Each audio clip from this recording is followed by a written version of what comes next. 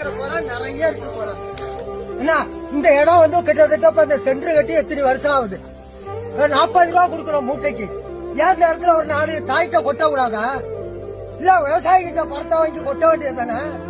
Lorry வந்து நெல் எடுக்க முடியாதுங்கிறாங்க, ரோடு சரியா இல்லைங்கிறாங்க. அதனால கவர்மெண்ட் தானே பராமரிக்கணும். பேசுறாங்க, டிவிசில பேசுறாங்க, முதலமைச்சர் பேசுறாங்க, எல்லாம் பேசுறாங்க, உணவு அமைச்சர் பேசுறாங்க. இங்க என்ன நடக்குது? இங்க விவசாய சந்தையில் அடிக்கிறோம் மோசத்துக்கு. நான் வந்து மொத்தமா வச்சுக்கிறேன் கோயில் பங்கு. அவங்க பேச போடுறாங்க கோர்ட்ல. நாங்க என்ன பண்ண முடியும்? பணம் கட்டினாதான் சர்டிபிகேட் கொடுப்பாங்க. என்னங்க பண்ண முடியும்? நாங்க என்ன சாவாய முடியும்? ஒரு குடும்பத்துல 5 பேர் இருக்கிறோம், என்ன பண்ண முடியும்? இதெல்லாம் கவர்மெண்ட் எடுக்கணும்ல. இல்ல நீஸ் இருக்கிறாங்க 10 பேர் இங்க கொட்டுறோம், 10 பேருக்கு போடுறது டோக்கன் போடலாம்ல. ஏன் போட மாட்டாங்க? இந்த இடம் எப்படி இப்ப இன்ஜின் வச்சு இறக்கிறாங்களா? இன்னைக்குதான் இதுக்கு 9 விவசாயி நிக்கிறாப்புல.